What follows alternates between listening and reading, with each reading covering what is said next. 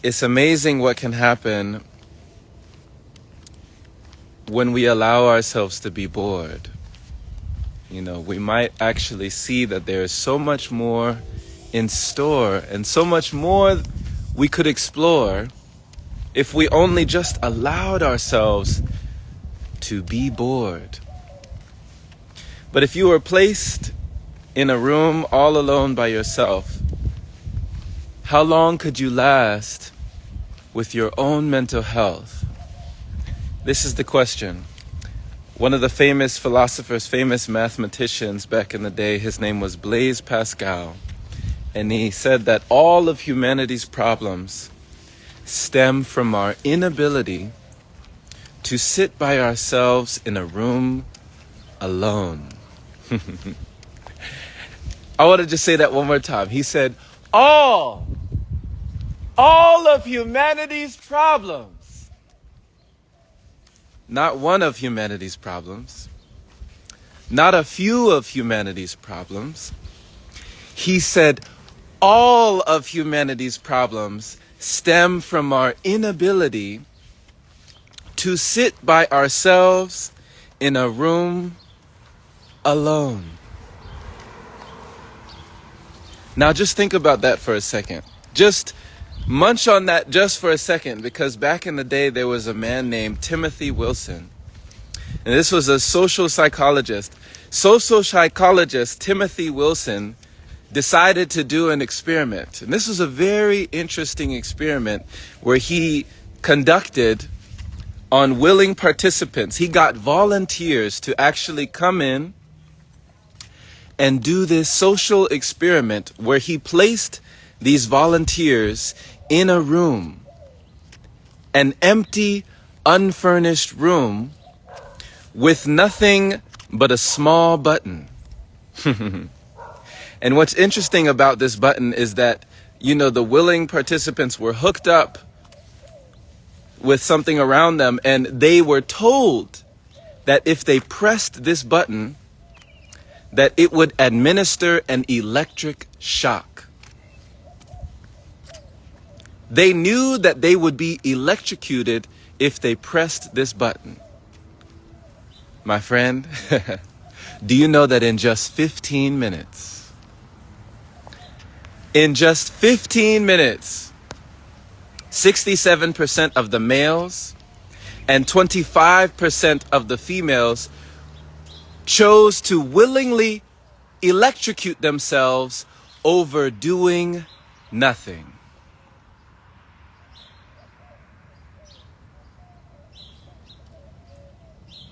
Are you hearing what I'm saying? And what's interesting is that they were actually the participants that were told and that actually admitted before the experiment that they would be willing to pay money in order to avoid the pain of an electric shock. Yet, when only 15 minutes had passed in an empty room with nothing but a button, they willingly electrocuted themselves over the alternative of doing nothing. What does that tell you? What does that tell you? We live in a world today where boredom is not an option. What if boredom was one of the best options that you could have? Right? Without picking up your device, without doing something, without needing something. What if all you needed was you? Do you know how much power you would have if you could be in a room and sit by yourself alone and you could be your own best company? How powerful would you be? But with the advent of so many things, right? So many distractions. And as they say, distraction is the opposite of traction. But avoiding it could be something that leads you to satisfaction. Something that could activate the law of attraction if you didn't always engage in modes of distraction. I learned this And I think I learned this at a beautiful time when there was nothing else to do, when there was nowhere else to go. And I took Vipassana, and they sat us down for 10 hours a day. We meditated 10 hours a day for 10 days. And it was something so amazing to be able to realize you could be your own best company. You could be your own best friend. And that you didn't have to wait for something else to escape. That you could, I guess, escape into yourself and have a world within.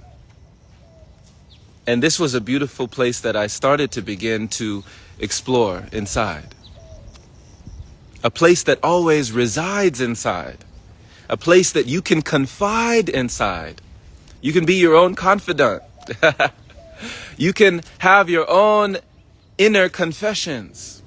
You can have your own therapy sessions and see progression that can lead you out of depression. It's amazing what can happen when you embrace boredom, when you allow boredom to take place. When you are able to face and embrace the things that you cannot erase. What happens when you stop your chase from everything on the outside? What happens when you turn towards your inner eye? What happens when you start asking why? What happens? Well, my friend, you realize it is never the end. And you don't have to just do this one time. You can do this again.